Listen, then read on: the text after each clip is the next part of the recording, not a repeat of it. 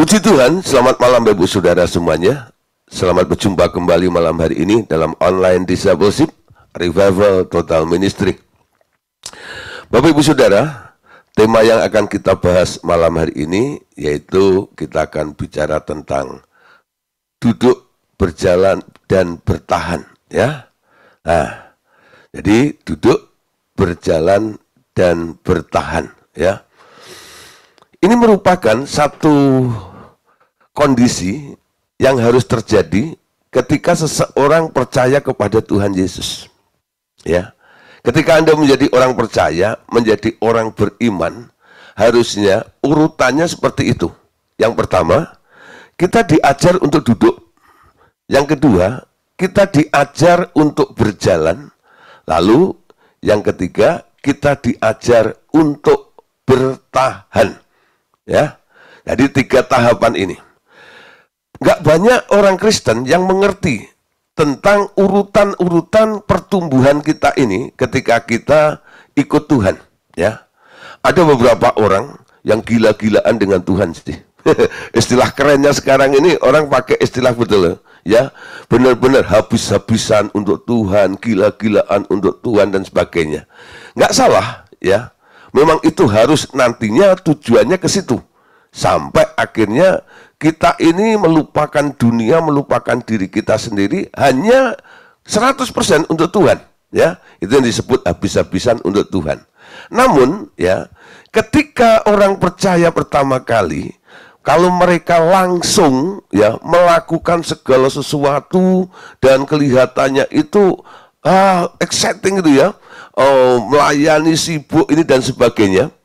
Biasanya saya perhatiin, nanti nggak sampai 5-10 tahun gitu ya, mereka tahu-tahu udah hilang dari peredaran. Alasannya apa? Wah, capek saya, ya, capek, males, bosen. Itu yang sering terjadi, ya. Kenapa? Terjadi rutinitas sehingga apa yang dilakukan itu monoton, ya. Sehingga mereka merasa bosan dengan apa yang dikerjakan walaupun dalam konteksnya itu untuk Tuhan. Oleh sebab itu, kita harus mengerti tentang cara Tuhan memperlakukan kita terlebih dahulu ketika kita percaya dan kita mau ikut Tuhan. Amin. Yang pertama, Saudara, ya. Yang pertama kita akan diajar untuk duduk. Ya, kenapa harus duduk? Nah, duduk di sini artinya gini, Saudara, ya. Ketika kita berjalan di dunia, sebelum kita percaya kepada Tuhan Yesus, debu-debu masalah dunia ini membuat kita capek, ya. Membuat kita lelah, membuat kita letih, bahkan ada yang putus asa, ya. Bahkan ada yang sampai mau mengakhiri hidupnya kalau nggak tahan dengan tekanan yang ada di dunia ini, ya. Lalu satu hari orang ini ketemu atau jumpa dengan Tuhan Yesus. Lalu Tuhan Yesus bilang, ada general calling, ya, panggilan umum. Itu Matius 11 ayat 28. Marilah kepadaku, hei kalian semua yang letih, lesu dan beban berat, aku akan memberikan kelegaan kepadamu, ya. Nah, disinilah Saudara, ada tawaran. Kenapa Tuhan memberikan kelegaan? Karena dia tahu orang yang baru berjumpa dengan Tuhan itu capek, ya. Dia sedang lelah, dia sedang letih, dia sedang putus asa. Butuh, Saudara, butuh apa? Dukungan. Butuh kelegaan, ya. Butuh kekuatan. Kalau dalam terjemahan lamanya disebut, aku akan memberikan sentosa kepadamu. Aku akan memberikan kekuatan kepadamu. Nah, itu janji. Dan semua orang yang dulunya ngalami banyak perkara setelah ikut Tuhan rasanya apa? Enteng, blong, seperti itu, ya. Nah, Saudara, kenapa kondisinya bisa seperti itu? Itu namanya Anda sedang didudukkan, ya, didudukkan. Hidup berjalan di dunia ini capek. Kalau Anda sudah capek, biasanya Anda berhenti jalan, lalu Anda istirahat, bukan? Ketika Anda istirahat, apa yang Anda lakukan? Cari tempat, ya, kalau nggak ada kursi atau ruang tunggu atau mungkin ada rumah atau begitu, Anda cari pohon yang rindang seperti itu, yang sejuk. Lalu Anda mulai ada di bawah pohon itu, tapi Anda nggak berdiri, ya. Anda cari ya posisi gimana bisa duduk gitu, ya.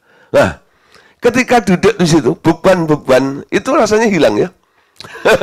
Kenapa? Orang berjalan itu sebenarnya sedang menanggung beban seluruh tubuhnya.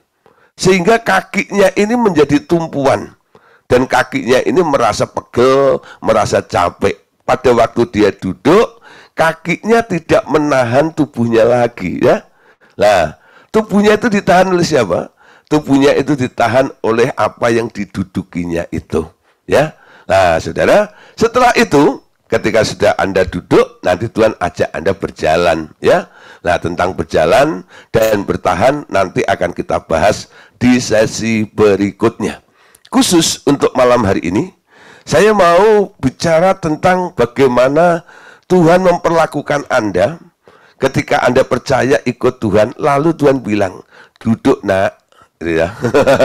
Duduk nak, enak ya, diajak duduk ya. Nah, coba lihat ini ya, menjadi pujian bagi kemuliaannya ya. Nah, dari sejak semula manusia yang telah jatuh ke dalam dosa dan terpisah dari Dia dipilih dalam rencana Allah untuk dibangkitkan lagi, disatukan dengan Kristus. Tujuannya adalah dijadikan pewaris kerajaan Allah dengan suatu tujuan jauh ke depan, yakni menjadikan kita ini puji-pujian, sarana untuk sekalian makhluk memuji-muji Dia dan hendak memperlihatkan seluruh kemuliaan keagungannya kepada kita di hadapan sekalian makhluk yang lain ya. Nah, saudara, Allah itu punya rencana yang indah di dalam kehidupan kita ya. Dari sejak semula manusia yang telah jatuh dalam dosa terpisah dari Allah ini sekarang dipilih kembali ya dalam rencana Allah untuk dibangkitkan lagi serta disatukan dengan Kristus sehingga dijadikan pewaris kerajaan Allah ya. Tujuannya apa? Supaya kita ini boleh menjadi harta ya yang begitu indah. Kita itu bisa menjadi puji-pujian untuk sarana ya menjadikan kita supaya Tuhan itu bisa dimuliakan di dalam kehidupan kita ini. Jadi untuk menyatakan keagungannya Tuhan itu supaya dikenal dengan hebat itu melalui manusia ini. Dan kita yang telah jatuh, terpuruk itu, sekarang Tuhan mulai tata kembali, Tuhan mulai pulihkan, Dia bangkitkan, lalu Dia atur, saudara. Ritmenya diatur, ya. Nah, saudara, sekarang kita mengerti, ternyata kita ini, ya, kita ini yang percaya akan dijadikan peragawan dan peragawati dari kekayaan kasih karunia-Nya. Ya. Bagaimana caranya? Allah melengkapi kita, Allah mendandani kita begitu rupa sehingga orang melihat orang yang ikut Tuhan itu beda dengan orang yang ada di luar Tuhan, ya. Nah, saudara, kita lihat satu ayat ya untuk mendasari dulu. Efesus pasal 1 ayat 7 sampai ayat yang ke-12. Sebab di dalam Dia kita beroleh penebusan oleh darahnya, yaitu pengampunan dosa menurut kekayaan anugerahnya yang dilimpahkannya kepada kita dalam segala hikmat dan pengertian. Ayat 9. Sebab Ia telah menyatakan rahasia kehendaknya kepada kita sesuai dengan rencana kerelaannya atau good pleasure, ya, yaitu rencana kerelaan yang dari semula telah ditetapkannya di dalam Kristus. Saudara, ayat ini bicara bukan ketika manusia itu diciptakan oleh Allah, ya, karena di sini ada kata apa? Beroleh penebusan oleh darahnya, yaitu pengampunan dosa menurut kekayaan anugerahnya, ya. Jadi dimulainya dari mana? Setelah manusia jatuh dalam dosa, sebenarnya Allah itu sudah prihatin. Dia coba mengutus beberapa nabi-nabinya, namun akhirnya gagal semuanya. Lalu diutuslah anaknya yang tunggal, yaitu Yesus Kristus turun ke dunia, lalu memberikan garansi jaminan Setiap orang yang percaya kepada anak ini, dia akan memperoleh hidup. Di dalam dia ada hidup, dan hidup itu adalah terang manusia. Banyak hal yang gelap di dalam diri manusia itu bisa diungkap atau disingkapkan oleh terang yang hadir, yaitu Tuhan Yesus yang ada di dalam diri Anda. Sehingga ketika Anda sudah mulai mengerti tentang apa yang Tuhan rancangkan di dalam kehidupan Anda, sekarang Allah mulai memberitahu Anda ada rencana-rencana menurut kerelaannya, rencana yang baik yang telah disediakan dari semula dan ditetapkannya di dalam Kristus itu. Ayat 10, perhatikan. Sebagai persiapan kegenapan waktu untuk mempersatukan di dalam Kristus sebagai kepala segala sesuatu, baik yang di surga maupun yang di bumi. Aku katakan di dalam Kristus, karena di dalam dialah kami diberi warisan. Kita yang dari semula sudah dipilihnya sesuai dengan maksud Allah yang mengerjakan segala sesuatu menurut keputusan kehendaknya, supaya kami yang sebelumnya telah menaruh harapan pada Kristus boleh menjadi puji-pujian bagi kemuliaannya. Amin. Saudara, harusnya hidup orang Kristen itu, ketika orang melihat hidup Anda, orang itu harusnya kagum, ya. Orang itu harusnya heran, ya. Dan mereka mulai bertanya-tanya, kok bisa ya seperti ini? Dulu orang itu brengsek banget ya. Tapi sejak ikut Tuhan ini perubahannya kok luar biasa. Hidupnya kok jadi indah. Bukan hanya secara sifat, ya, karakter, tapi juga segala-galanya, ya. Karena apa? Kasih setia Tuhan, rencana Allah itu mencakup segala aspek di dalam kehidupan kita, betul? Di dalam kasih karunia itu, Anda beroleh, ya, segala sesuatu yang Anda sedang gumulkan, yang sedang Anda butuhkan. Kasih karunia itu menjawab semuanya. Kenapa banyak orang Kristen tidak pernah mengalami hal seperti itu? Ya, karena mereka masih buta, saudara. Jadi terang yang ada di dalam diri Anda itu belum mampu mempengaruhi hidup Anda. Ya, kenapa? Ya mungkin, saudara, masih banyak blok-blok yang belum disingkapkan. Bukan berarti terangnya tidak ada. Terangnya sudah ada. Siapa di sini yang pernah ya menyalakan lampu, ya? Tapi karena terhalang sesuatu, sehingga ruangan yang harusnya diterangi itu tetap ada di dalam kegelapan. Tetap gelap.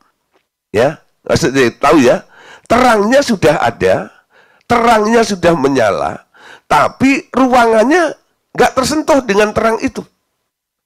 Orang mengundang Yesus masuk ke dalam hatinya, dia punya terang. Ya, terang itu membuat orang mengerti, amin. Diterangi mata hatinya, supaya mengerti pengharapan yang ada di dalam Allah. Yang terkandung di dalam pengharapan Allah itu apa. Jadi semua orang yang terima terang itu, harusnya mulai ngeh apa maksud dan tujuan Tuhan di dalam hidupnya. Amin. Siapa yang sudah terima Tuhan Yesus?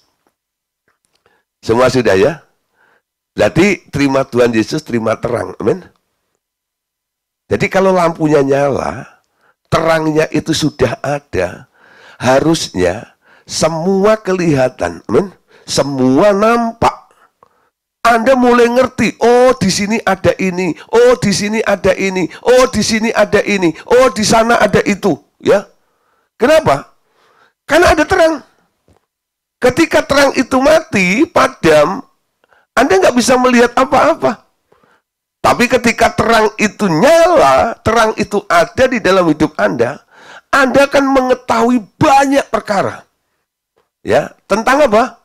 Tentang rencana dan pengharapan yang dijanjikan oleh Allah di dalam hidup kita. Amin.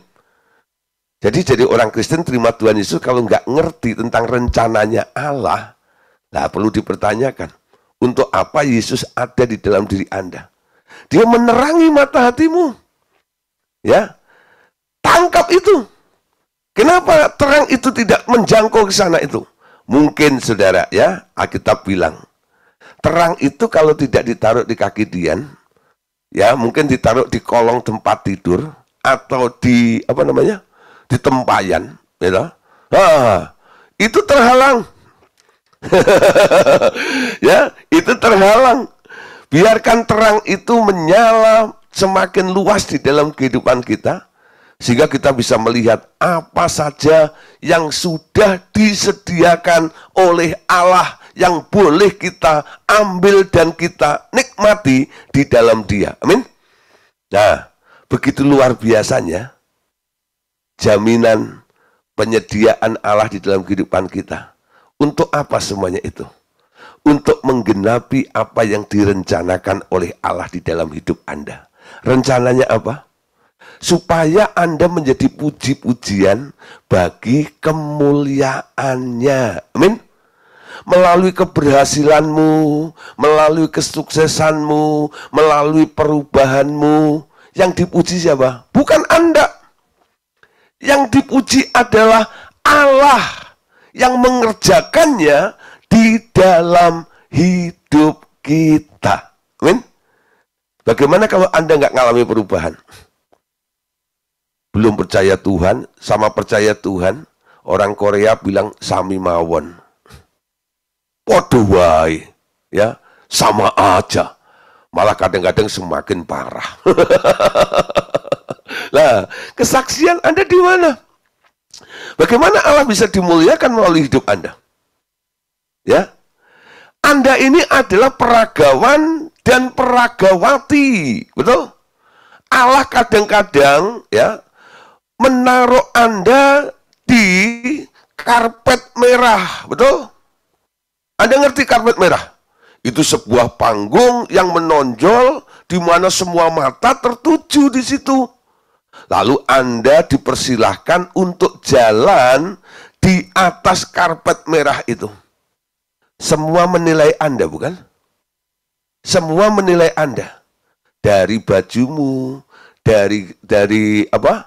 Dari gaya jalanmu, dari senyummu, dari cara memandangmu, semua diperhatikan, ya. Nah, nanti, saudara, ketika Anda berhasil memikat hati semua orang-orang yang melihat Anda ini, orang-orang mulai komentar ya, itu baju yang bikin siapa ya? Itu sepatunya merek apa ya? Yang dipakai tadi itu lipstiknya itu mereknya apa ya? Kalau pakai topi gitu, topi itu bahannya dibuat oleh siapa ya? Betul? Anda hanya memperagakan. Nanti yang dapat pujian siapa? Yang mendandani Anda. Ya, yang memberikan apa? Atribut di dalam diri Anda itu loh. Jadi kalau hari ini Tuhan membuat Anda berhasil, harusnya dipuji siapa? Tuhan. Amin.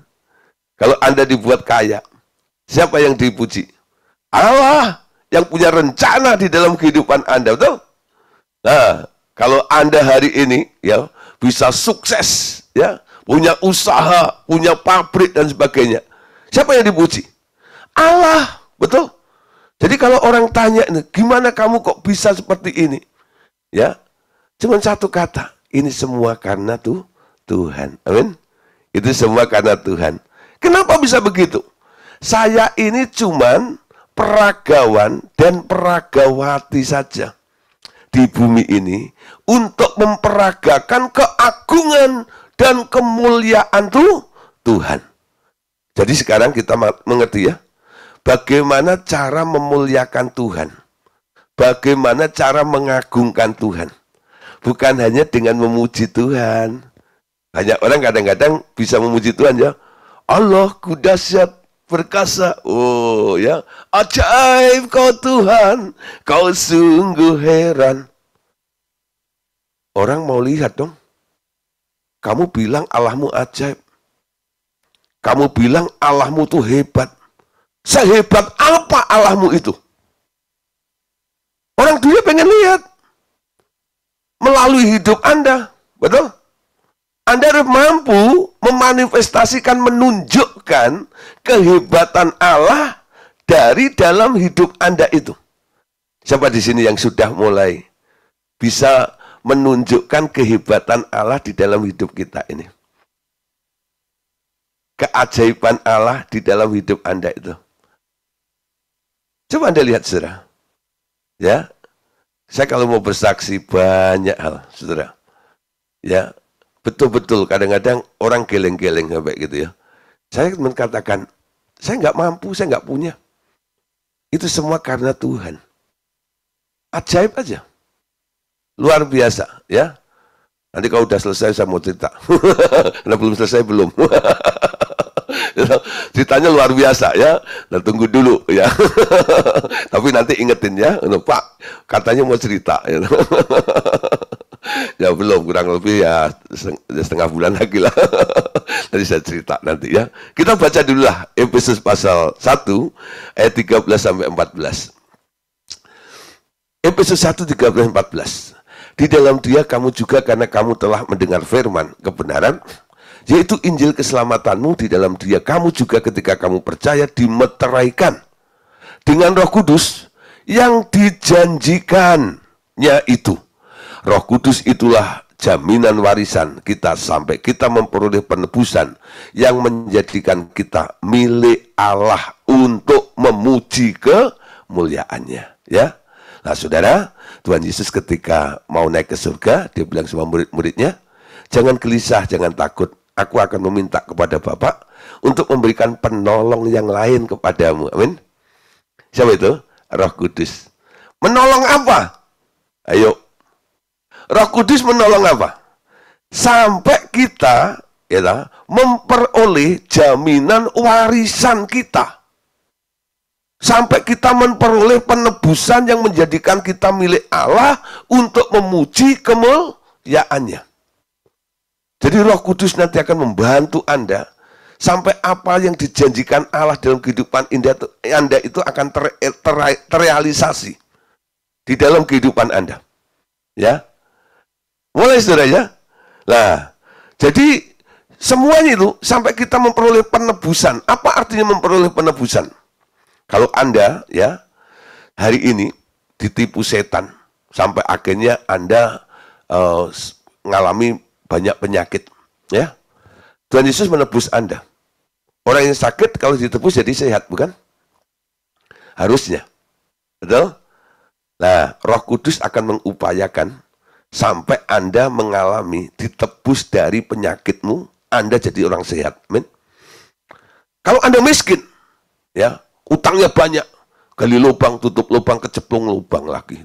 Lah, ditimbun lagi. Nggak bangkit. Lah, saudara, terpuruk seperti itu. Nah, Anda datang pada Tuhan Yesus, lalu jadi orang percaya, diberikan Roh Kudus dalam hidup Anda, untuk menolong Anda. Anda dikeluarkan dari kesulitan Anda, amin. Ya, tapi kalau udah ditolong, ya jangan utang lagi. Nah, banyak orang tuh kadang-kadang gitu, ditolong Tuhan, besok utang lagi. Ya, tolong lagi, utang lagi. Ini orang kok nggak kapok-kapok, biarin. Ya, nah, mulai belajar ya, mulai jangan memikirkan kalau kurang itu jangan utang. Utang itu bukan solusi, ya. Orang beriman, ya, itu harusnya nggak berpikir tentang hutang. Amin. Karena firman Tuhan katakan jangan berhutang apapun juga kepada siapapun juga. Ya, kunci daripada untuk ditebus dari hutang, pertama, akui hutang itu salah. Tuhan, saya telah memulai dengan salah, dan saya mau bertobat. Saya tidak mau hutang lagi. Saya mau percaya pemeliharaanmu. Saya yakin, Tuhan, kalau burung pipit di udara aja, Tuhan cukupkan. Apalagi Gideon, apalagi Bu Rahel, apalagi Bu Dina Purba, apalagi Pak Among. Keren gitu loh ya. Pasti, amin. Ya, harusnya begitu. Itu ngalami penebusan. Nah, tujuannya apa? Ketika Anda keluar dari keterpurukan Anda itu, untuk memuji kemuliaannya. Siap, saudara, untuk dilawat Allah seperti itu? Nah, oleh sebab itu, langkah pertama yang Tuhan buat dalam kehidupan Anda apa? Kita diajak duduk dulu. Ya. Dia dudukkan Anda dulu. Duduk di mana? Didudukkan bersama dengan Dia. Ya. Didudukkan bersama dengan Allah. Dipindahkan wilayahnya. Dievakuasi.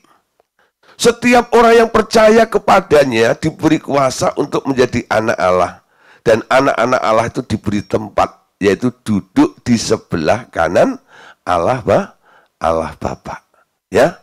Jadi, setelah Allah Bapa membangkitkan Tuhan Yesus dari antara orang mati dan mendudukkan Dia jauh di atas segala kuasa dan penguasa, Ia juga telah membangkitkan kita dan mendudukkan kita juga di tempat yang sama di surga, jauh lebih tinggi dari semua kuasa dan penguasa di alam semesta ini.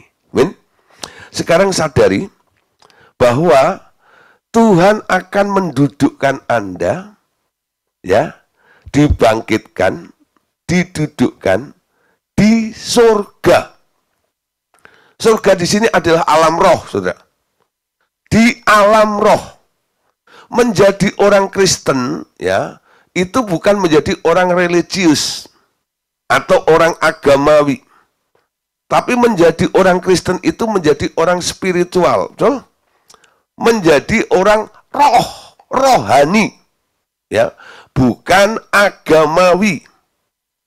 Agamawi itu hanya kegiatan, betul? Nah, yang dipenuhi dengan dogma-dogma dan sebagainya. Namun, ya, menjadi orang Kristen yang percaya kepada Tuhan itu adalah orang rohani. Orang Jogja, ya, nah, orang Jogja tinggalnya di mana? Domisilinya di mana? Di Jogja, amin. Orang Medan, ya, orang Batak. Domisilinya di mana? Di Sumatera Utara sana, ya. Nah, di Medan sana. Nah, saudara, kalau Anda orang rohani, domisili Anda di mana? Di alam roh. Ya. Di alam roh atau di surga. Jadi ketika Anda lahir baru, lalu diberi tempat di surga itu, sekarang Anda tiap hari akui, Anda bukan orang dunia, tapi Anda adalah warga negara kerajaan surga. Men? Kalau orang tanya nih, ya, Bu Rahel, ya, tanya orang Bangka nih, yang sering dilayani, ya, pas telepon gitu ya, gimana kabari, gitu ya, ya, nah, saya Bu Rahel itu orang mana sih? Oh, saya orang Bandung, teh. Orang Bandung tuh pasti pakai teh gitu nggak ya? Nah, kalau orang Jawa pakai kopi. Ya, ya, saya orang Bandung, teh. Gitu. Nah. Orang Bandung, ya. Nah, saudara, bangga banget jadi orang Bandung. Ya, waktu saya dapat KTP Jakarta, ya, waduh, saudara, sekarang KTP saya Tangerang, saudara. Dulu sebelum saya pindah di Metro Permata itu KTP saya Jakarta. Wah, saudara, keren rasanya. Tanya orang itu, Pak Gideon, di mana kamu tinggal? Jakarta nih, ya, gitu, kota metropolitan, gitu, ya. Walaupun di UD-nya. Tapi punya domisili di Jakarta itu bangganya luar biasa, gitu ya. Nah, saudara, ketika saya ikut KPP, ya, lalu ketemu Pak Andreas, ya, lalu saya ini dijadiin peraga, ya. Kalau pas KPP itu sering saya itu jadiin contoh sebagai konseli orang yang pura-pura belum lahir baru, lalu Pak Andreas melahirbarukan saya, gitu ya. Nah, setelah itu dilahirkan baru, dikasih tahu ini, dan itu, terakhir ditanya Pak Andreas, Gideon, ya, sekarang, ya, kamu sudah terima Tuhan Yesus dan diberi tempat di sebelah kanan Allah Bapa di surga, ya. Kamu orang mana sekarang? Gitu. Saya tetap bilang saya orang Trenggalek. Gitu, Pak Andres geleng-geleng gitu. Nah, kamu kan sudah terima Tuhan Yesus, diberi tempat di surga. Ya, sekarang coba lebih keren mana? Jadi orang surga atau orang Trenggalek, begitu ya. Lalu saya senyum, ya keren orang surga lah Pak. Ya, nah sekarang coba bilang, ya saya orang surga. Di dunia ini saya cuman in the cost, ya. Nah, in the cost itu nggak lama, betul ya? Anda bisa pindah-pindah. Di dunia ini cuman berkemah. Ketika Tuhan suruh pindah, ya pindah gitu. Nggak ada yang permanen di dunia ini. Tempat permanen Anda adalah di surga. Ya, wah itu tertanam, saudara. Ketika saya jalan bersama dengan Pak Andreas dari kota ke kota, dari pulau ke pulau, satu kali diajak Pak Andreas itu ke Mamasa sama ke Toraja. Ya, jadi 2 minggu, saudara. Ya, 2 minggu, kami seminggu di Toraja, lalu balik lagi ke Ujung Pandang, lalu muter lagi ke Mamasa sana seminggu lagi. Nah, terus balik baru pulang Jakarta 2 minggu. Nah, waktu di Toraja itu disambut, saudara, sama bapak-bapak gembala, ya. Mamasa sama Toraja itu kan kantong Kristen, ya. Banyak gembala-gembala yang hadir, ya, karena kami direferensi sama mertuanya Pendeta Yunatan Patiasina, nah Bu Tangkilisan tuh. Nah, di situ ada hotel, kita nginep di situ. Ya, kenal Pak Andreas di sana. Lalu, orang-orang pada datang menyambut kita semuanya. Wah, lalu karena belum kenal, mereka tanya gitu, dari mana ini semuanya? Pak Andreas yang paling di depan, ya. Saya dari Bandung, ya. Lalu Bu Daud, ya, Bu Dorcas Daud. Saya dari Bandung, ya. Lalu suaminya Bu Dorcas, Pak Daud Raubun. Saya dari Bandung juga, saya Daud Raubun. Lalu saya yang paling belakang, saudara, ya. Sambil bawa tas saya sendiri, saya juga tenteng tasnya Pak Andreas yang satu. Pak Andreas 2 tas. Lalu saya bawa dua-duanya gitu, ya, yang paling muda, gitu, ya. Lalu ditanya, yang muda itu dari mana? Lalu saya bilang, gitu, saya dari surga. Gitu. Itu pendeta itu yang nanya semuanya melotot, saudara. Gitu. Ini orang kurang ajar. Ditanya benar-benar malah bercanda. Gitu. Lalu ditanya ulang. Ya, dari mana? Gitu. Dipikir saya nggak dengar kali. Gitu. Ya. Dari surga, saya bilang gitu ya. Saya semakin kenceng. Ya. Semakin melotot dia. Gitu ya. Yang benar, saya bilang, ya benar, saya itu orang surga. Dia nggak percaya. Dia lihat kaki saya masih napak di bumi. Masih napak di bumi gitu. Dengan ribut-ribut seperti itu, Pak Andreas balik nih yang menghampiri kami, ya. Lalu Pak Andreas bilang sama para pendeta itu, bapak-bapak pendeta, gitu loh, yang dikatakan sama murid saya Gideon itu benar adanya. Malah bingung itu Pak Pendeta. Kenapa? Pak Andreas belain saya. Benar adanya, ya, supaya bapak-bapak nanti tahu tentang apa yang dikatakan sama Gideon ini, nanti ikut seminar ya. Nanti tak jelasin kenapa Gideon itu ngotot dan kekeh. Dia bilang orang surga.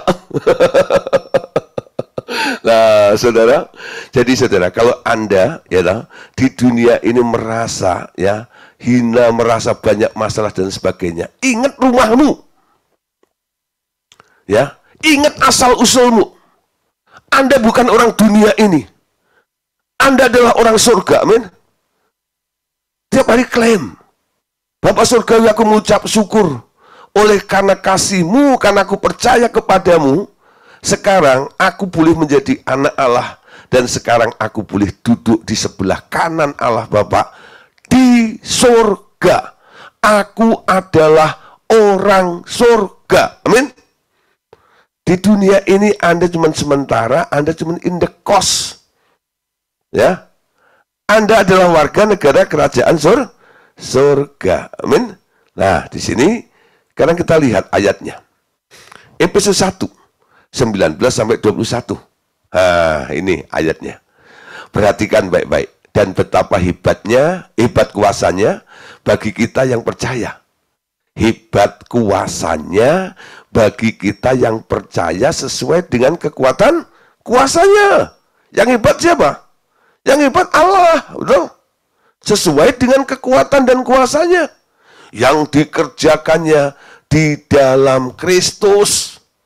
Ini semua adalah upaya daripada Bapa, saudara, melalui Yesus Kristus untuk orang-orang yang percaya. Amin.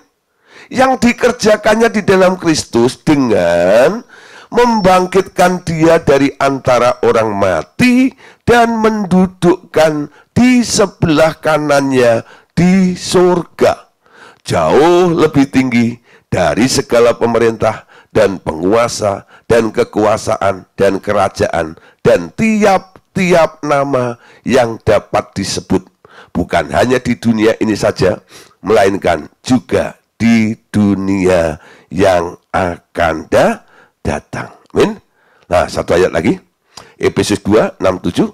Dan di dalam Kristus Yesus ia telah membangkitkan kita juga dan memberikan tempat bersama-sama dengan dia di surga, supaya pada masa yang akan datang ia menunjukkan kepada kita kekayaan anugerahnya yang melimpah-limpah sesuai dengan kebaikannya terhadap kita dalam Kristus Yesus. Amin. Nah, saudara, tempat yang diberikan oleh Tuhan, ya, duduk di sebelah kanan ini adalah tempat yang jauh lebih tinggi dari segala pemerintah, dari segala penguasa, dan nama di atas segala nama. Saya ingat, saudara, saya ini orang kampung, ya, yang pernah ke rumah saya tahu, ya, itu benar-benar bawah gunung, ya, tapi enak, ya, view-nya bagus gitu, tapi jauh banget gitu, ya. Lah, ya, kampung. Ya, berapa orang yang datang, yang ikut waktu rombongan gitu loh. Pak Gideon, kok nggak nyampe-nyampe? Bentar, tidur aja merem, nanti melek pasti nyampe, saya bilang gitu. Ya, wah, gitu ya. Lah, naik gitu, kalau macam gitu. Nah, dulu saya itu minder, ya. Jadi karena orang kampung itu, ya, kalau ada orang kota itu, wah, itu rasanya, kayaknya apa ya, merasa rendah seperti itu loh, ya, merasa rendah. Nanti kalau dengar orang berpangkat itu, ya, orang kaya, punya nama, populer dan sebagainya gitu loh, itu nggak berani menatap wajahnya, gitu ya. Kalau ngomong sama mereka gitu tuh pasti nunduk, yang dilihat jempol kakinya. Itu ya. Nah, pas ngomong begitu ditinggal lari sama orang ini juga nggak tahu. Itu pokoknya ngomong gitu, nanti ngerti ya, saking apa? Itu bukan hormat, saudara. Mindernya luar biasa, ya, mindernya luar biasa. Nah, saudara, Tuhan pulihkan saya, ya. Setelah saya lahir baru, saya menyadari warga negara kerajaan surga diberi tempat jauh lebih tinggi dari segala pemerintah, kuasa, dan nama di atas segala nama, ya. Tuhan benar-benar inner healing saya. Secara teori, saya ngerti. Saya nggak boleh takut lagi, saya nggak boleh rasa minder lagi, karena posisi saya adalah anak Allah, betul?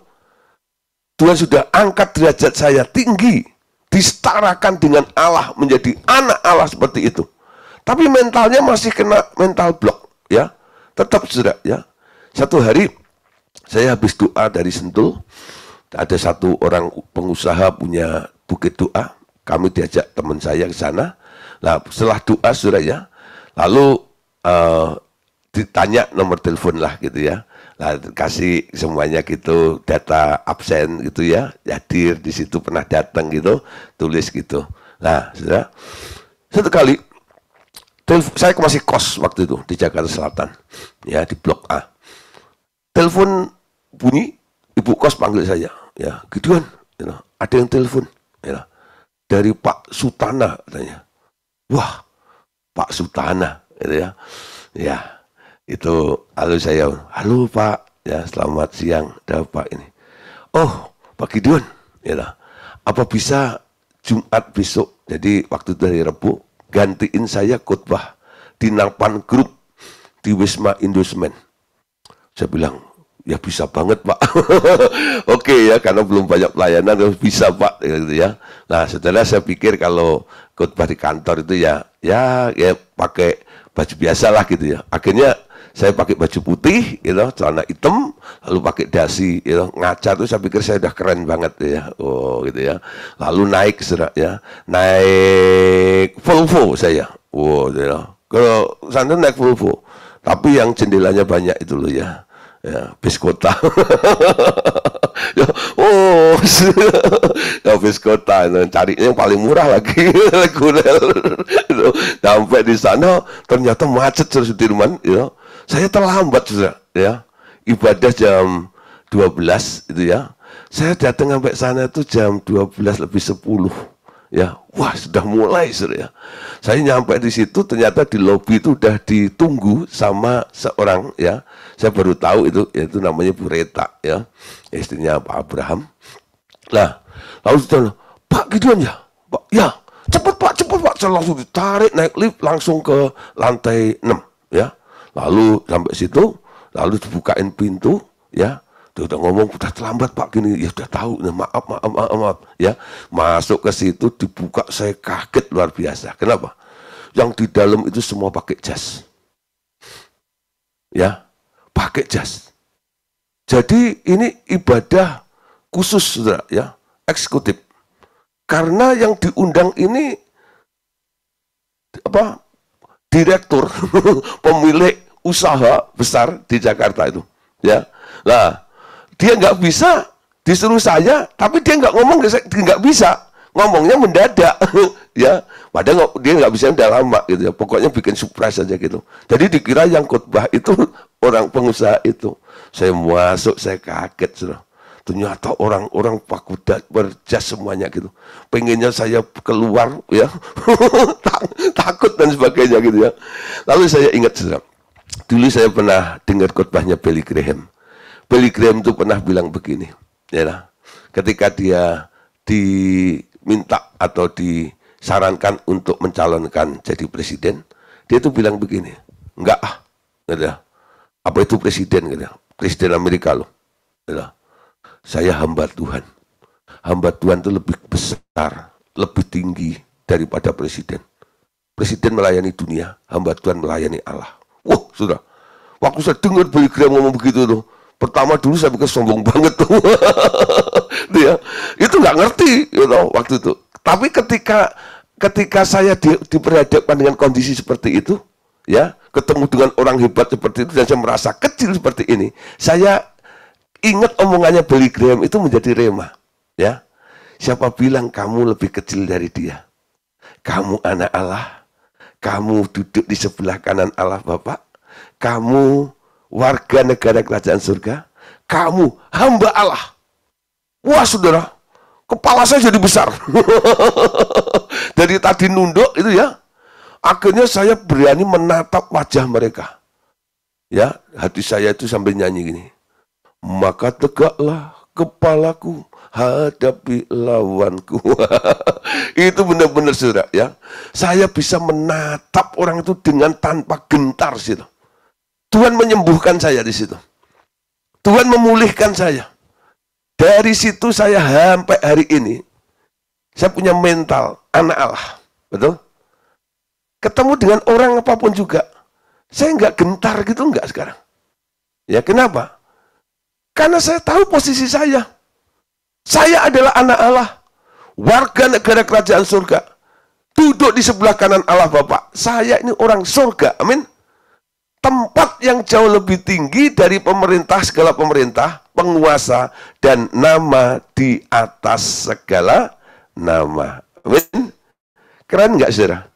Jadi anak Allah seperti itu, diberi tempat di surga. Ya, kenapa saya harus ceritakan ini? Ini penting untuk mendongkrak mental Anda yang selalu ditindas, betul? Ketika Tuhan mau angkat Anda dalam posisi ini, Anda selalu bilang, oh Tuhan, siapakah aku ini? Ya, aku nggak layak, aku nggak bisa, aku nggak mampu. Bagaimana Anda bisa menjadi keagungan dan kemuliaan Tuhan di dalam hidup Anda? Kalau Anda selalu ada di dalam keterbatasan seperti itu. Buka wacana Anda, amin. Siapa Anda? Anda adalah anak Allah, amin. Nah, jangan hanya berbicara tentang waris. Ya, warisan itu jaminannya, amin. Ketika Anda jadi anak. Tapi untuk mengubah mental block Anda ini, Anda harus menyadari dari mana Anda berasal. Anda adalah warga negara kerajaan surga. Ya, sekarang pertanyaannya begini. Apa artinya ya? Apa artinya diberi tempat bersama-sama di surga? Apa artinya diberi tempat bersama-sama di surga? Ya, ayo. Apa artinya diberi tempat bersama-sama di surga? Perjalanan hidup kekristenan. Seseorang bukan dimulai dengan apa yang harus ku perbuat, tetapi kepada apa yang dia telah berbuat. Perhatikan sekali lagi ya. Camkan baik-baik. Perjalanan hidup kekristenan seseorang bukan dimulai dengan apa yang harus ku perbuat, tetapi kepada apa yang dia telah perbuat. Jadi ketika Anda diselamatkan, jangan mikir apa yang harus aku perbuat untuk dia. Jadi pertama kali ketika Anda diselamatkan percaya kepada Tuhan Yesus, pikiran Anda fokus gini, apa yang dia perbuat untuk saya, amin. Setiap hari Anda melihat, telah kulihat kebaikanmu, ya. Anda bersyukur tuh setiap hari. Tuhan, kau mau buat apa lagi ya? Tuhan, kau mau buat apa lagi ya? Amin. Ya. Sampai Anda mengerti tentang kasihnya Tuhan di dalam anugerah Tuhan, betapa hebat, betapa kayanya, betapa besarnya Tuhan itu di dalam hidup Anda. Kalau Anda nggak pernah mengalami namanya ditolong oleh Tuhan, ya, kesaksianmu nanti nggak hidup, ya. Tapi kalau Anda pernah ditolong oleh Tuhan, satu kali Anda mengalami namanya masalah, Anda akan ingat, kalau Tuhan pernah tolong masalahku kemarin, saya percaya hari ini pun Tuhan sanggup dan Tuhan bisa untuk menolong saya. Amin. Tapi kalau Anda belum pernah merasakan dan mengalami namanya ditolong oleh Tuhan, bagaimana Anda bisa mengetahui mekanismenya? Amin. Nah, jangan Anda cari hal-hal yang spektakuler, yang besar-besar dulu. Betul? Dari perkara-perkara yang kecil nggak masalah. Yang penting Anda melihat, ini semua karena dia perbuat untuk kita. Ya. Nah, saudara, kita ditempatkan pada posisi di mana kita mulai dengan menikmati apa yang telah dikerjakan bagi kita. Bukan ditempatkan pada posisi di mana kita berusaha mencapai hal-hal yang dijanjikan dengan kekuatan kita sendiri. Itu sebabnya tulisan kepada jemaat di Efesus ini dimulai dengan ayat berikut. Perhatikan ya. Efesus 1 ayat 3. Terpujilah Allah dan Bapa Tuhan kita Yesus Kristus yang dalam Kristus telah mengaruniakan kepada kita segala berkat rohani di dalam surga. Amin. Terpujilah Allah Bapa Tuhan kita Yesus Kristus di dalam Kristus telah mengaruniakan kepada kita. Garis bawahi kata telah itu loh. Kalau nggak ngerti telah itu sudah. Sudah itu uwes. Uwes itu parantos. Parantos itu nunga. Ya. Nah, pakai bahasa Anda masing-masing lah. Sudah. Amin. Terpujilah Allah Bapa Tuhan kita Yesus Kristus yang di dalam Kristus telah wes parantos. Amin. Biar orang Tasik itu tahu. Parantos. Amin. Nah. Sudah apa? Sudah dikaruniakan. Kepada siapa? Kepada kita. Kepada saya. Kepada Pak Joni. Betul? Kepada Pak Andre Pangestian. Kepada Anda dan saya. Kepada saya, kepada kita. Segala berkat.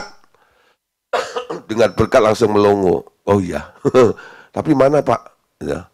Nah, bacanya yang benar. Berkat rohani. Ya, saya pikir cien. Saya pikir duit Pak. Nah ini kok berkat rohani dan di dalam surga. Harusnya duit di bumi kan gitu ya. Nah, pikiran Anda kan begitu. Tapi sebenarnya ini keuntungan bagi siapa? Bukan bagi orang bumi. Ini keuntungan bagi orang surga, bukan? Anda diangkat menjadi anak Allah, didudukkan, diberi tempat di surga. Berkatnya dikaruniakan secara rohani di mana? Di tempat Anda. Di surga itu. Amin. Loh. Ngerti maksud saudara? Menjadi orang rohani, ngerti tentang blessing ini loh. Walaupun blessingnya secara roh. Ya. Orang kadang-kadang kan pengennya itu langsung materi. Sebenarnya kalau orang itu punya spirit blessing, tanganmu ngerjain apa saja pasti cuan. Ya. Mulutmu ngomong apa saja pasti menghasilkan duit. Betul nggak? Kenapa? Roh blessingnya ada di dalam dirimu. Nah, Anda mau dapat blessingnya atau spirit blessingnya? Ya dua-duanya Pak. Nah kalau blessing itu bisa habis, enggak ya? Tapi kalau spirit blessing itu bisa diciptakan kapan saja, betul? Blessing itu bisa diciptakan oleh spirit blessing kapan saja. Ya, spirit blessingnya itu loh, memiliki mental, memiliki jiwa yang kaya, betul? Itu penting.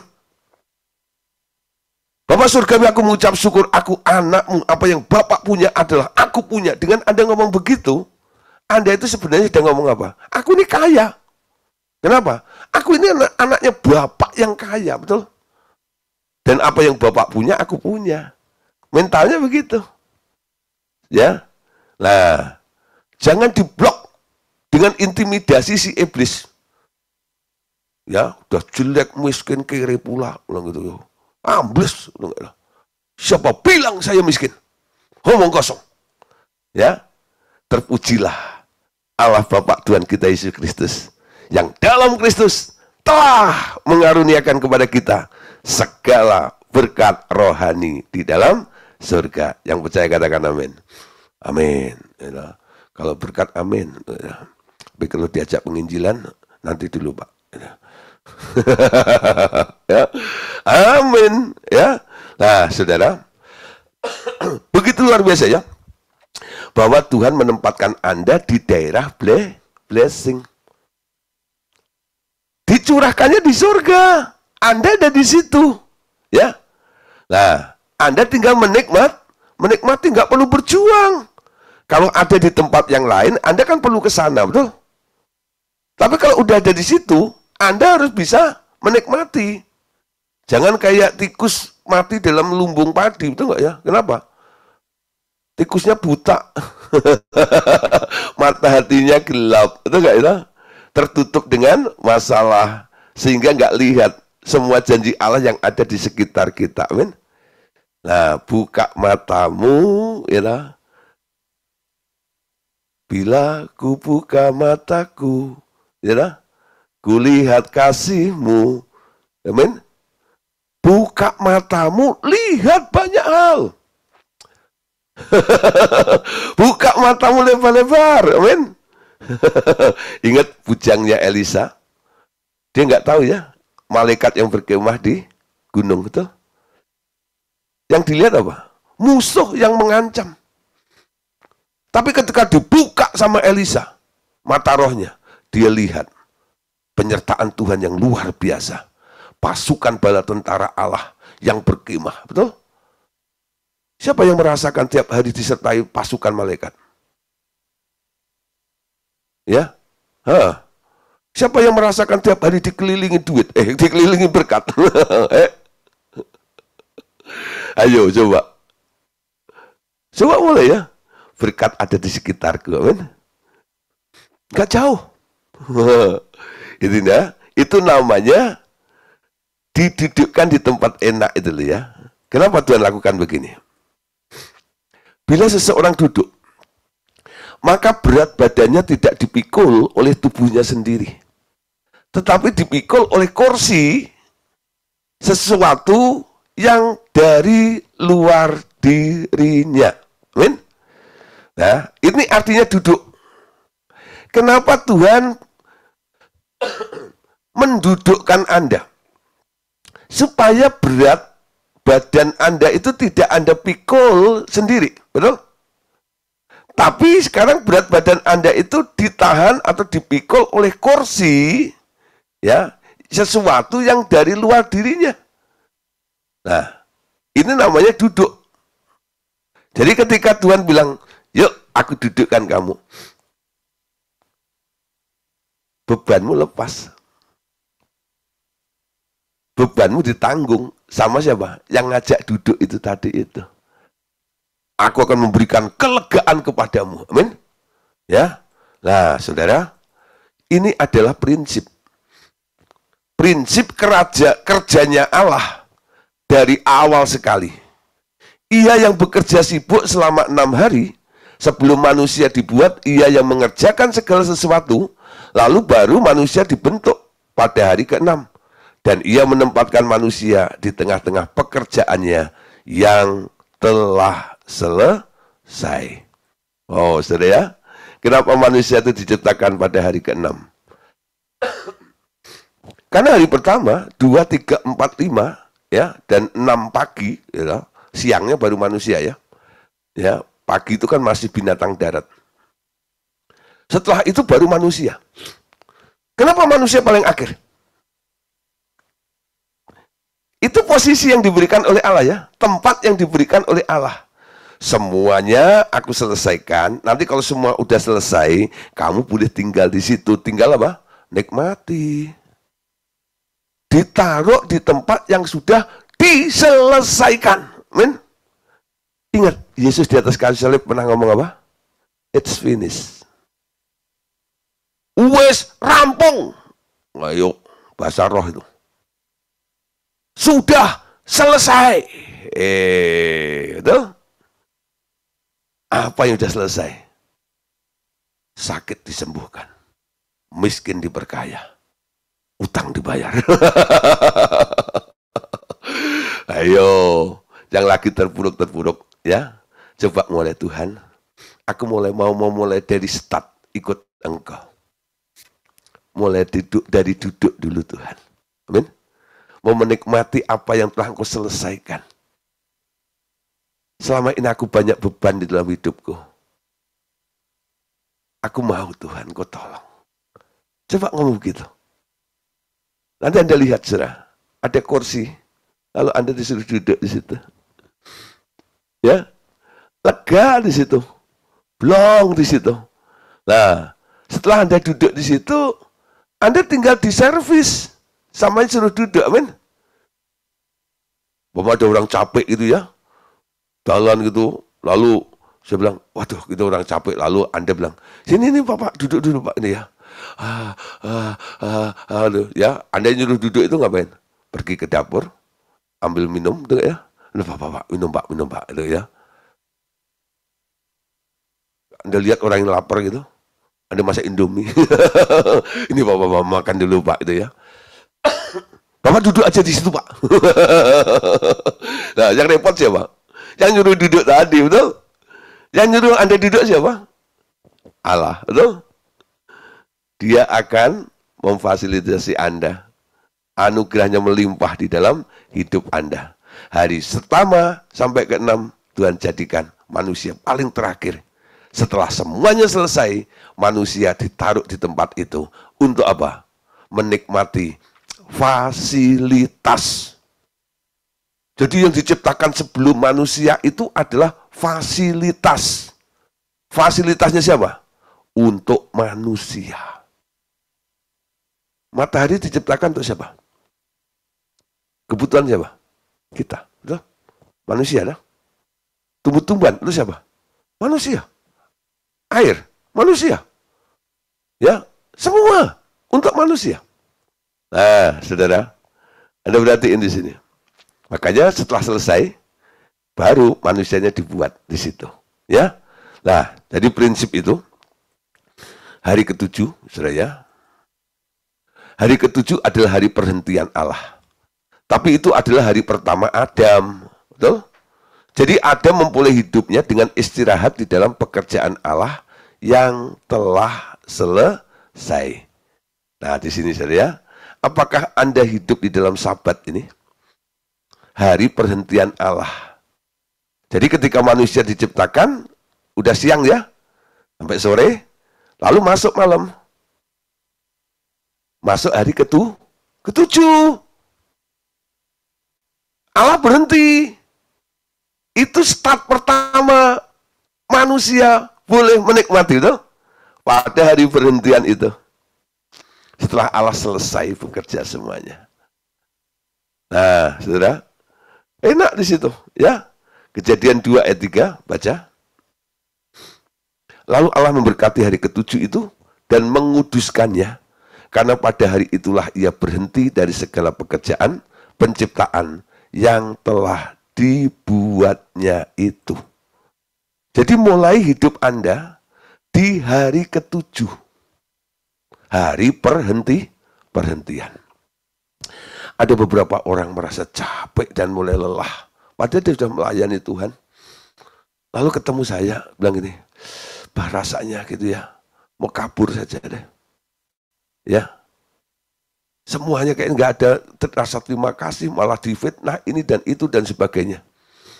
Lalu saya bilang gini, kenapa kamu jadi begitu?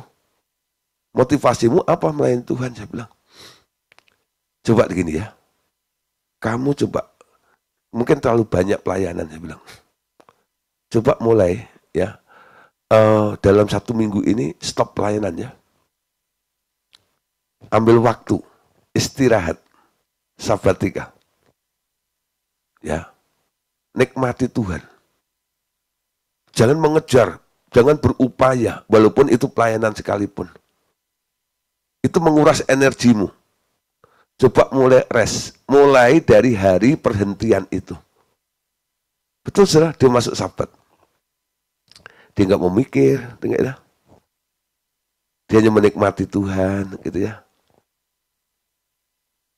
Dia melihat saudara, bagaimana Tuhan bekerja. Kapan Tuhan mulai bekerja? Ketika Anda mulai berhenti mikir. Semakin Anda berpikir, dia tidak bekerja di dalam hidup Anda. Catat baik-baik. Semakin Anda berpikir, dia tidak melakukan apa-apa di dalam hidup Anda. Tapi semakin Anda berserah, Anda nggak mikir, Anda terima kedaulatan Allah di dalam hidup Anda.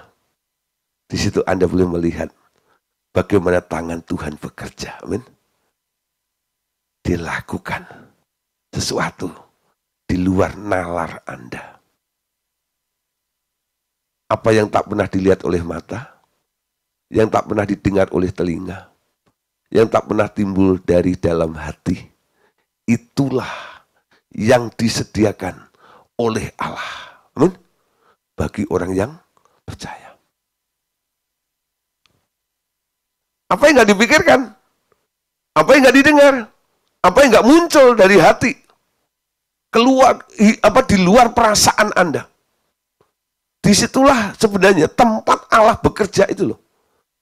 Kalau Anda ingin melihat Allah bekerja di dalam kehidupan Anda, ya, pekerjaan Allah itu melampaui akalmu, betul? Jangan nunggu jebol ini. Kalau udah stres itu nanti bilang, Pak, lu udah stres. Lah, gitu ya. Jangan nunggu stres, itu enggak itu. Mumpung masih waras ini. Udahlah, aku berhenti berpikir, enggak itu? Aku menyerah kepada Tuhan. Aku berserah Tuhan, nyatakan kehendak-Mu dalam hidupku. Ya, aku memulai di hari perhentian, dari perhentian ini.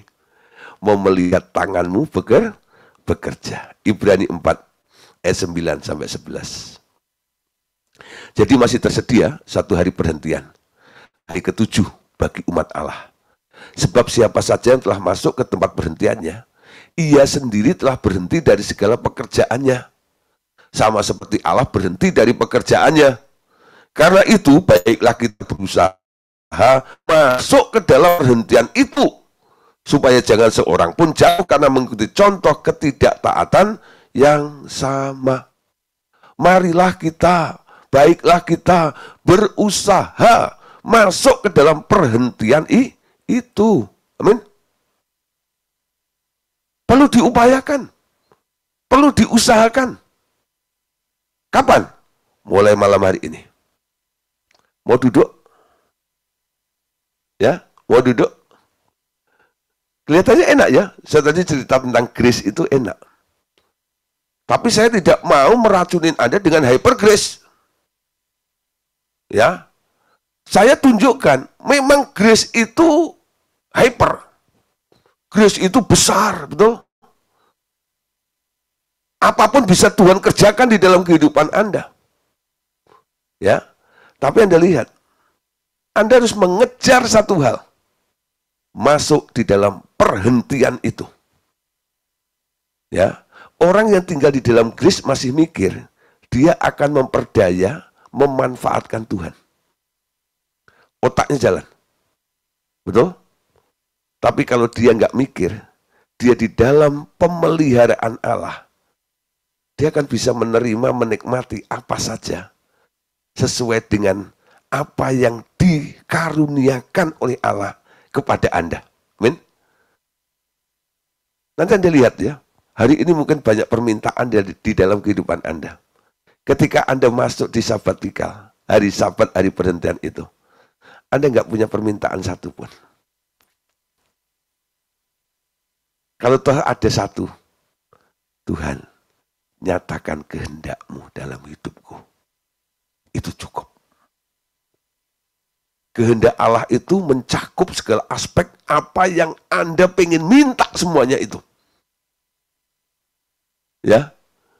Kalau Anda di dalam hari perhentian masih sibuk dengan permintaan ini, permintaan itu, dan sebagainya, bersihkan. Aku nggak mau minta lagi. Ada seseorang, ya, mau belajar nyetitaknya, masuk sabatikal. Ya, tapi belum ngerti ya. Nah, mungkin malam hari ini supaya ngerti juga. Ya, dipikir cuma doa, unyu-unyu ke sana itu sudah sabatikal gitu-gitu, enggak. Benar-benar rest di situ. Tuhan, aku mau diservis. Aku mau duduk di sini, aku mau berhenti mikir, Tuhan. Aku sudah jenuh, aku sudah capek dengan masalahku ini, Tuhan, gitu ya. Makanya saya sarankan, Bu, ambil waktu, pergi ke rumah doa, ya. Jangan sibuk pengen didoain terus, segala macam. Coba duduk tenang, betul nggak ya? Kalau Anda didoain tuh hanya waktu didoain tuh ada sugestinya gitu kan ya. Wah, ada yang dukung nih, Pak Gideon dukung saya, betul nggak ya? Betul ya? Bisa juga begitu ya.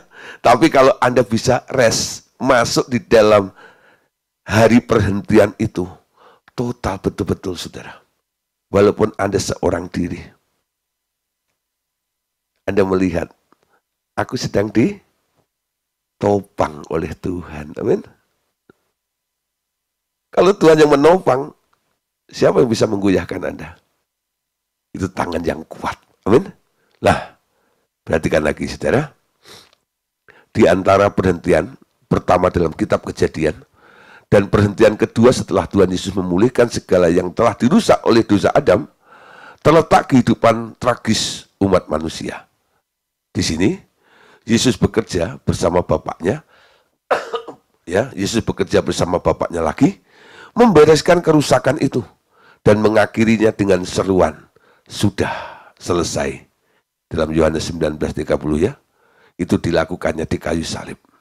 Jadi, hidup kekristenan dimulai dengan penemuan akan apa-apa yang telah selesai dibuat oleh Allah baginya. Ini permulaannya. Anda harus menemukan apa yang telah Allah perbuat, selesaikan bagi Anda itu apa. Anda harus menemukan di sini tuh. Ya, Lukas 14, 16, 17. Tetapi Yesus berkata kepadanya, ada seseorang mengadakan perjamuan besar dan ia mengundang banyak orang. Menjelang perjamuan itu dimulai, ia menyuruh hambanya mengatakan kepada para undangan, marilah, sebab segala sesuatu sudah siap. Kerajaan surga digambarkan seperti orang yang sedang berpesta, saudara. Orang yang sedang pesta itu, ya, udah undang itu. Nah, dia berani mengundang, berarti dia harus menyediakan, betul ya? Perjamuan sudah siap, cateringnya sudah ada. Sudah siap. Jadi yang datang ke perjamuan itu nggak usah bawa bekal sendiri, betul? Nah, coba kalau Anda pergi ke perjamuan atau pernikahan seperti itu, apa sudah yang ada di benak Anda? Wah, nanti sana ketemu kedua mempelai menyaksikan prosesi pernikahan mereka, selesai ada yang doa ramah tamah, itu ya. Jamuan malam, wah nomor 1 apa? Kambing guling, ya, wah dulu mulai gitu ya, ya, nah siap, sudah siap, betul, sudah disediakan untuk apa? Pesta dinikmati di situ. Jadi ketika Tuhan mengundang kita untuk duduk, sebenarnya apa? Dia mau bilang bahwa pekerjaannya yang telah selesai, mau memberitahu kepada kita tentang pekerjaannya yang telah selesai. Jadi dari sejak semula, pengalaman hidup Kristen dimulai dengan mempercayai dahulu apa yang telah Tuhan lakukan, baru menerima apa yang telah Tuhan kerjakan oleh Tuhan, ya, yang dikerjakan oleh Tuhan. Bukan dengan mulai berusaha, melakukan sesuatu, usaha, baru memperoleh hasil. Jadi konsep dunia sama konsepnya Allah itu beda. Ya, kalau konsepnya Allah, menerima apa yang telah dikerjakan oleh Tuhan, betul? Mempercayai dulu apa yang telah Tuhan lakukan dan menerima apa yang telah Dia kerjakan. Kalau orang dunia beda. Mulai dengan berusaha, lalu baru melihat hasilnya. Amin. Nah, jadi Anda percaya dulu apa saja yang pernah Tuhan sudah lakukan ini. Cara ini, cara yang sudah baku. Dan inilah cara yang ditetapkan dari surga, saudara. Ya, ini cara baku nggak bisa ditawar lagi. Bagaimana Anda menerima pengampunan dosa? Contoh ya. Bagaimana Anda dilahirkan baru? Bagaimana Anda menerima baptisan Roh Kudus? Apakah dengan mengerjakan sesuatu dahulu? Nah, di sini Anda mulai dengan percaya akan janjinya, dan Anda hanya buka hati, Anda boleh menerima apa saja yang telah Ia kerjakan bagi Anda, bukan? Ya. Jadi ketika Anda diampuni dosa Anda lakukan apa?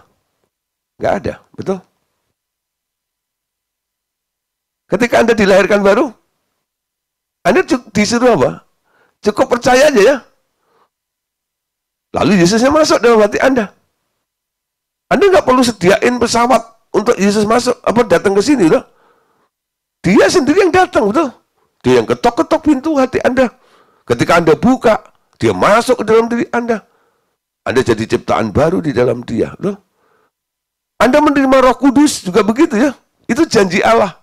Kamu harus tinggal di kota ini sampai kamu dilengkapi dengan kuasa yang maha tinggi, betul? Kamu akan menerima kuasa kalau Roh Kudus turun ke atas kamu. Nah, Yang kita lakukan apa? Cuman buka hati. Tuhan, aku percaya. Engkau yang bilang, betul? Bahwa Roh Kudus akan masuk kalau aku izinkan. Tuhan Yesus akan masuk dalam hatiku kalau aku buka pintu hatiku. Amin. Aku percaya Tuhan, kalau aku minta ampun kepadamu, darahmu mengampuni dosaku. Nah, cukup dengan mempercayai apa yang Tuhan kerjakan. Nah, di sini hal yang sama dengan masalah sakit hati, dengan masalah dendam, dengan masalah kebencian, keluar dari kemiskinan, hidup dalam berkat melimpah, sembuh dari penyakit, dan bebas dari kutuk. Ia tidak membebaskan Anda dari masalah itu satu persatu, tetapi mencabut akar-akar masalah karena perkara itu sumbernya dari satu hal yang telah diselesaikannya. Amin. Ya, sumbernya adalah dari satu hal yang sudah diselesaikannya. Nah, saudara, siapa di sini yang masih sakit hati? Siapa di sini masih sakit hati? Siapa di sini yang masih dendam? Siapa di sini yang masih benci? Siapa di sini masih terpuruk dalam kemiskinan? Ya? Masih ngalami banyak penyakit-penyakit. Anda mau dibebaskan? Ya? Kita lihat cara kerjanya Tuhan. Dia enggak bereskan satu persatu, tapi dia cabut akarnya, dia tebus secara total, lalu di atas kayu salib itu bilang apa? Itu masalah sakit hati, masalah dendam, masalah kebencian, kemiskinan, penyakit, kutuk, dan sebagainya itu sudah aku selesaikan. Yesus tergantung di kayu salib tanpa luka batin. Betul? Sebenarnya dia punya alasan untuk marah. Betul? Emang salah gua apa? Lihat orang yang pernah ditolong ada di situ, betul ya? Yesus bisa ungkat-ungkat semua kebaikannya. Tapi dia tidak. Ya. Bahkan dia cuma bilang apa? Bapak, ampuni mereka. Bisa mengampuni, lepas dari sakit hati. Bisa mengampuni, lepas dari dendam. Bisa mengampuni, bebas dari kebencian. Kalau Anda nggak bisa mengampuni karena sakit hati, dendam, dan benci, memang manusia nggak bisa. Ada satu orang nanya sama saya, Pak, gimana Pak mengatasi sakit hati, dendam, dan kebencian supaya saya bisa mengampuni? Saya bilang, siapa yang ngampuni? Saya bisa, saya mengampuni. Oh, nggak bisa. Dia bingung, saudara. Ya, Pak, nggak salah dengar. Oh, nggak bisa. Manusia nggak pernah bisa ngampuni. Yang bisa mengampuni cuma Tuhan. Bagaimana Anda bisa tiru dia? Manusia tulen nggak pernah bisa. Lalu saya kasih satu lagu. Ingat kasihnya. Ingat kebaikannya. Bagi kita. Ya. Itu luar biasa, sudah. Ketika saya nyanyi seperti itu, dia nangis. Iya Pak, saya berjuang untuk bisa mengampuni. Sampai kapanpun nggak bisa. Memang kamu nggak bisa. Yang bisa cuma Yesus. Minta hatinya Yesus. Mengubah hidupmu. Hatinya Yesus yang ada dalam dirimu yang bisa mengampuni. Amin. Ya, nah, semua sudah diselesaikan oleh Tuhan. Ya, oke, saudara. Jadi Tuhan Yesus telah disalib, digantung di kayu salib. Anda harus menerima dan mengakui bahwa Anda juga telah disalibkan bersama dengan Dia. Jadi konsekuensinya gini, Anda mau klaim semua apa yang tanggung Yesus di kayu salib, bukan? Ngapain Yesus disalib? Coba. Menebus dosa saya. Apa lagi? Bayarin utang saya, gitu. Sembuhkan sakit saya. Pokoknya semuanya, semua masalah saya itu diselesaikannya dengan digantung di kayu salib, bukan? Nah, kita yang mengakui Tuhan Yesus yang digantung di kayu salib dengan statement-statementnya itu, Anda juga harus mau disalibkan bersama dengan Yesus. Kalau Yesus disalib di atas kayu kasar, dipancangkan di Golgota itu. Nah, kalau Anda disalibkan apa? Salibkan dagingmu. Ya? Salibkan dagingmu. Daging itu paling getol memproduksi apa? Keinginan. Daging itu paling getol memproduksi keinginan. Sampai Anda bilang apa? Tuhan, aku nggak mau lagi. Nggak mau apa-apa lagi. Aku hanya mau tahu tentang Engkau, Tuhan. Meskipun dagingku dan hatiku habis lenyap, Engkau tetap Tuhan Allah dalam hidupku. Ya, disalibkan bersama Roh Kudus. Sama Tuhan Yesus, ya. Nah, Roh Kudus yang akan mengerjakan apa yang Anda mengerti dan percaya itu menjadi kenyataan. Mulai dengan duduk bersama Tuhan Yesus dan menikmati pekerjaannya.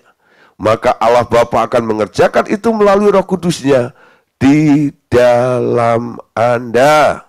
Amin. Nah, terus Ia akan memakai instrumennya, baik berupa manusia, bisa situasi, atau langsung dengan urapan Roh Kudus untuk memisahkan pikiran-pikiran atau kuasa-kuasa yang menekan dan membelenggu Anda. Amin. Jadi Roh Kudus bisa pakai siapa saja untuk melepaskan Anda dari semua belenggu itu. Bagi Anda yang menjadi instrumen Tuhan Yesus, Ia akan memakai Anda untuk pekerjaan-pekerjaan membebaskan orang-orang yang ditebus Allah itu. Tuhan Yesus akan bekerja di dalam Anda, memberi Anda hikmat, memberi Anda marifat, karunia-karunia kuasa, dan Ia memakai semua fasilitas itu dengan merdeka di dalam Anda untuk melepaskan orang lain. Amin. Nah, sekarang tugas Anda ada ya, kalau Anda dijadikan instrumen. Untuk itu, bagian Anda adalah selalu siap. Dan dengar-dengaran, bila Ia mau pakai Anda untuk menolong seseorang. Amin. Jadi kalau hari ini Tuhan mau pakai Anda untuk menolong sesamamu, berarti Anda dijadikan oleh Allah untuk jadi instrumennya. Anda harus siap. Pak. Ya, nanti Pak, kalau saya sudah kaya, saya mau jadi instrumen. Kalau masalah saya sudah beres, Pak, saya mau jadi instrumen. Ya, jangan nunggu beres dulu. Anda lihat, saudara, dalam Alkitab, ada satu orang yang dipakai oleh Allah untuk jadi instrumen, kondisinya sangat-sangat miris, yaitu janda Sarfat. Betul? Janda Sarfat itu tinggal satu genggam tepung, satu tetes minyak, mau dibikin apem.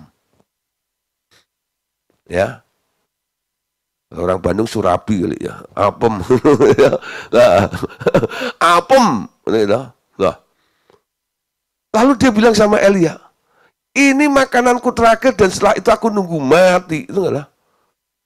Terus apa dilihat? Janda Sarfat itu ditunjuk oleh Allah. Elia keluar dari sungai Kerit, pergi ke Sarfat. Temui si janda itu. Janda mana? Janda yang mau mati. Enggak ada.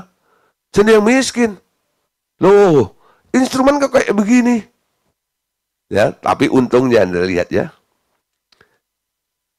Si Sarfat, janda Sarfat ini, dia nggak pelit ben pedit. Dia bilang, aku menurut.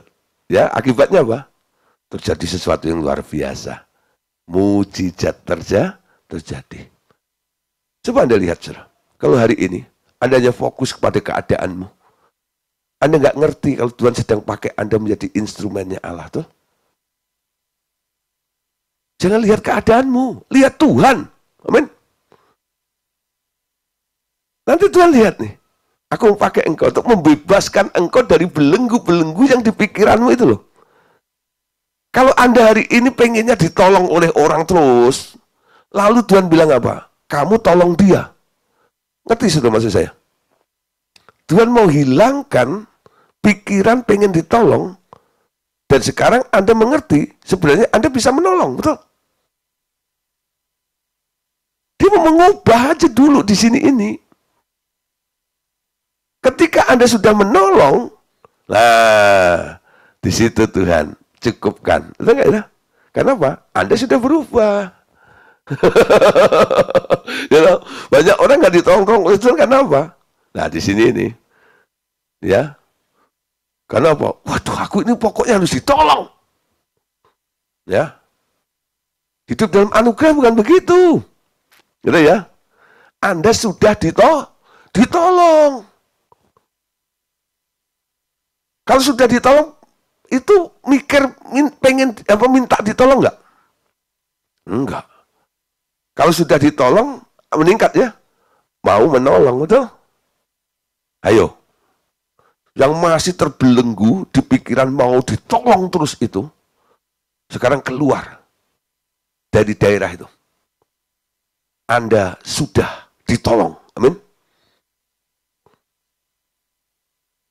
Yang masih mikir, saya butuh disembuhkan. Sekarang keluar dari daerah itu. Anda sudah disembuhkan. Disembuhkan untuk menyembuhkan. Ditolong untuk menolong. Amin. Nah, ketika Anda sudah berpikir sembuh, Anda sudah berpikir ditolong, Anda lagi mikir lagi, setahap lagi. Siapa yang mau saya sembuhin? Siapa yang mau saya tolong? Amin. Keluar dari pikiran itu. Nanti wajahmu lihat. Setelah Anda berpikir seperti firman Tuhan malam hari ini, wajahmu berubah. Kulihat di wajahmu, amin. Wajah yang murung, kelipet gitu. Nanti Anda lihat, berbinar-binar. Seperti matahari. Wuss, ya. Foto dulu sekarang. Selfie dulu. Klik gitu ya. Nah, nanti setelah ngerti kebenaran ini, selfie lagi itu. Bandingkan nanti. Oh iya Pak ya. Sebelum ngerti kebenaran ini wajah saya begini. Setelah ngerti kebenaran ini kok beda ya. Ya. Walaupun Anda senyum, ya. Bibir tersenyum, hati menjerit. Nah, tapi nanti beda saudara ya. Bibirnya tersenyum, hatinya berbunga-bunga. Amin. Oh, ya.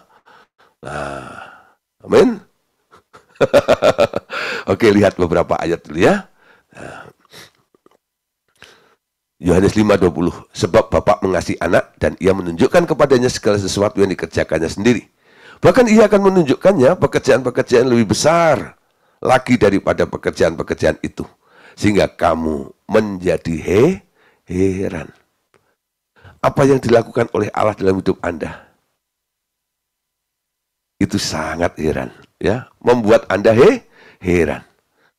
Ketika Anda melihat pekerjaan Allah dalam hidupmu, satu kata yang muncul dari dalam mulut Anda. Kok bisa ya? Kok gitu ya? Wow, ya. Nah, kenapa dia lakukan seperti itu? Filipi 2 ayat 13. Karena Allah lah yang mengerjakan di dalam kamu baik kemauan maupun pekerjaan menurut kerelaannya. Dia memang rela melakukan untuk Anda, betul? Anda nggak usah sungkan-sungkan. Ketika orang didudukkan gitu ya, duduk lalu diservis sama orang yang suruh duduk tadi itu, rasanya kan orang Jawa bilang pakewo gitu ya. Aduh nggak enak nih, betul nggak ya? Siapa yang pernah merasakan ketika Tuhan melawat Anda, ya toh? anugerahnya melimpah dalam Anda itu Anda merasa, aduh, kayak nggak enak nih ya dapat indah dari Tuhan, nggak enak gitu. Ada nggak perasaan gitu? Wah, berkatnya belum pernah datang Pak, jadi nggak enaknya nggak ada. Ya, gitu ya. Nah, saudara, coba bayangin saudara, ya. Namun, ya, Anda nggak perlu merasa nggak enak. Dia memang rela melakukan untuk Anda, betul? Menurut kerelaannya. Kalau dilakukan untuk Anda, itu memang dia rela melakukan untuk Anda, betul? Ada tujuannya. Tujuannya apa? Supaya Anda pulih, supaya Anda semakin maju, supaya apa? Menjadi peragawan dan peragawatinya Allah untuk memuji dan membesarkan, mengagungkan Dia. Amin. Tujuannya ke situ nanti. Ayat terakhir dulu ya untuk malam hari ini. Ternyata ini nggak bisa selesai tentang duduk ya. Nah, duduknya tuh keenaan, jadi panjang sekali ya. Ini iklannya Likna kali lah. Kalau udah duduk lupa berdiri. Ya, satu ayat lagi, Ibrani 13 ayat 20 sampai 21 ya.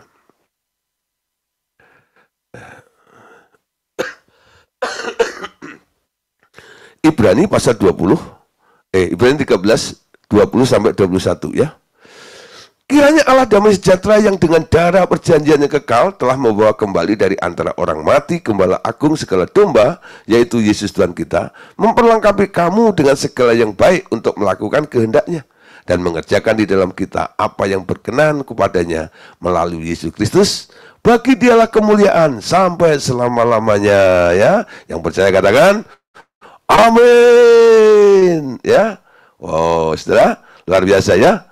Oke, saudara, sampai di sini dulu ya. Besok kita akan lanjutkan kenapa itu dilakukan seperti itu. Memang karena Bapak yang di surga itu adalah Bapak sang pemberi. Hatinya ingin memberi kepada Anda. Tuh, itu hatinya Bapak. Dia pengen pemberi. Tapi kadang-kadang dia yang pengen memberi itu terhambat. Tuh, bukan tangan kalah yang kurang panjang untuk menolong Anda. Bukan telinganya yang nggak dengar seruan doa Anda. Tapi yang menjadi pemisah gap antara engkau dan Allahmu adalah segala dosa dan kejahatanmu. Hatinya Allah pengen kasih. Kasih, dia rela mau berikan pada kita. Amin. Oke, terima kasih Bapak Saudara untuk kesetiaannya dan mendengar firman Tuhan pada malam hari ini. Tuhan Yesus memberkati kita semuanya. Amin.